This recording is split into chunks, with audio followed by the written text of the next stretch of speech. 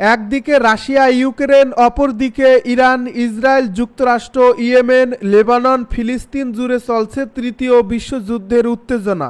আর এরই মধ্যে আমাদের হাতে এসেছে গুরুত্বপূর্ণ আপডেট, আন্তর্জাতিক সংবাদ। শুরুতেই থাকছে আগুন নিয়ে খেলো না যুক্তরাষ্ট্র, রাশিয়ার হাত ধরে ভয়ানক বার্তা দিল ইরান। এবারে জানিয়ে দিব ইসরায়েলকে নাড়িয়ে দেওয়ার মতো সক্ষমতা আমাদের কাছে আছে, হুঁশিয়ারি হামাসের।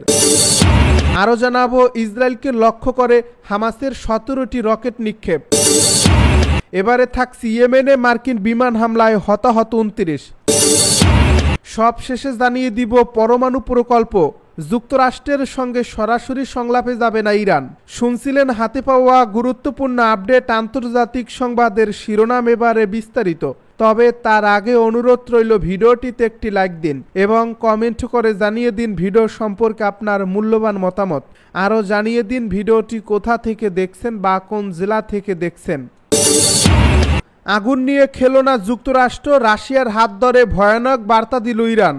ইরান ও রাশিয়ার মধ্যে সম্পর্ক নতুন কিছু নয়, তবে সাম্প্রতিক বছরগুলোতে এই সম্পর্ক যেভাবে ঘনিষ্ঠ হয়েছে তা আন্তর্জাতিক রাজনীতিতে নতুন এক বিপরীত জোটের ইঙ্গিত দিচ্ছে। বিশেষ করে যুক্তরাষ্ট্র ও পশ্চিমা দেশগুলোর প্রভাব কমিয়ে আনতে ইরান রাশিয়া এখন পরস্পরের ঘনিষ্ঠ মিত্রে পরিণত হয়েছে। যুক্তরাষ্ট্রের একতরফা নিষেধাজ্ঞায় ইরান ও রাশিয়া দুই দেশই ভুগছে।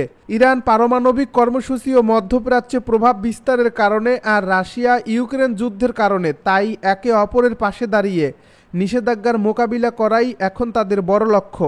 সিরিয়া যুদ্ধ থেকেই এই দুই দেশের সামরিক ও কূটনৈতিক অংশীদারিত্ব গভীর হয়েছে। সিরিয়ায় বাশার আল আসাদ সরকারকে টিকিয়ে রাখার জন্য রাশিয়া ও ইরান একসঙ্গে কাজ করছে। একে অপরের স্বার্থ রক্ষা করতে গিয়ে এক ধরনের আঞ্চলিক সহযোগিতা তৈরি হয়েছে। রাশিয়া, ইরান, চীন এখন একসাথে কাজ করছে মাল্টিপোলার ওয়ার্ল্ড অর্ডার বা বহুমুখী বিশ্ব ব্যবস্থার পক্ষে, যেখানে যুক্তরাষ্ট্রের একাধিপত্যবাদী ভূমিকাকে প্রশ্নবিদ্ধ করা হয়েছে। মাত্র কিছুদিন আগেই ইরানের শীর্ষ নিরাপত্তা উপদেষ্টা কঠোর হুঁশিয়ারি উচ্চারণ করে বলেছেন, মধ্যপ্রাচ্যে যদি আবারও অস্থিতিশীল ছড়ানো হয় তাহলে তার দায় যুক্তরাষ্ট্রকে নিতে হবে। আমরা প্রস্তুত, কোন আগ্রাসন হলে জবাব দিতে সময় নেব না। এমন বক্তব্য শুধু ভাষাগত আক্রমণ নয়, বরং এক ধরনের কৌশলগত বার্তা। কেননা এই মুহূর্তে ইরান রাশিয়ার কাছ থেকে অত্যাধুনিক ড্রোন, ক্ষেপণাস্ত্র প্রযুক্তি এবং স্যাটেলাইট সহায়তা পাচ্ছে। অর্থাৎ যুদ্ধের পরিস্থিতি তৈরি হলে তারা একা থাকবে না, রাশিয়াও পাশে থাকবে।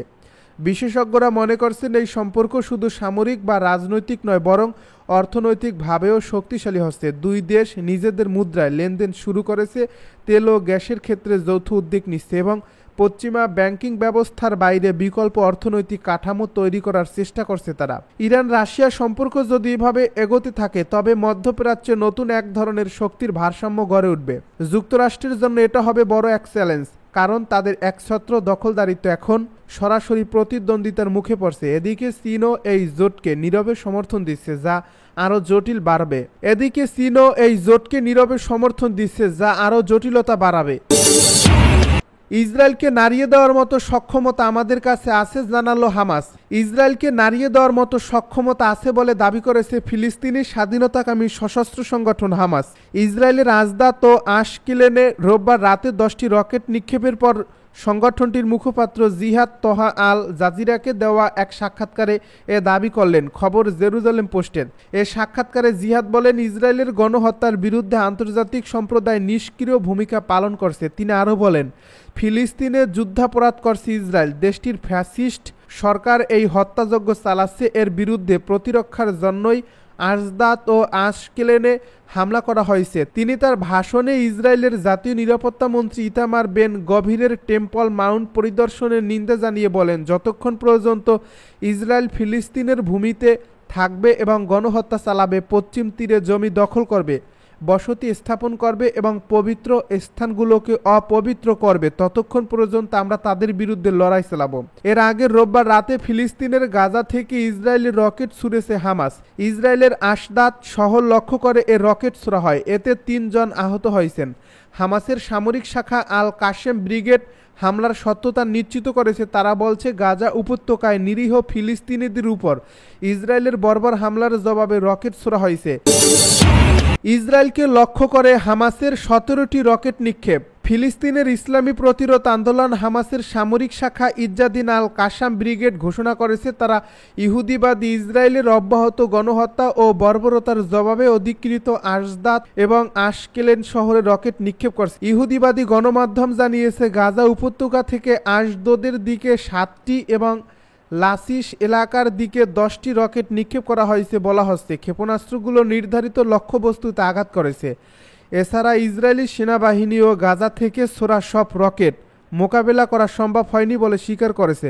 গাজার স্বাস্থ্য মন্ত্রণালয়ের তথ্য অনুযায়ী 17 মাসের বেশি সময় ধরে চলা ইসরায়েলের বর্বর হামলায় অন্তত 50,523 জন ফিলিস্তিনি শহীদ হয়েছেন, আহত হয়েছেন 1,14,638 জন। ইয়েমেনে মার্কিন বিমান হামলায় হতাহত 29। ইয়েমেনে সোমবার নতুন করে চালানো মার্কিন বিমান হামলায় 4 জন নিহত এবং 25 জন আহত হয়েছেন। ইয়েমেনের আল মাসিরা সংবাদ মাধ্যম জানিয়েছে এদিন মার্কিন যুদ্ধ বিমান রাজধানী সানার জাবাল আল আসওয়াত এলাকায় 3টি পৃথক বিমান হামলা চালিয়েছে।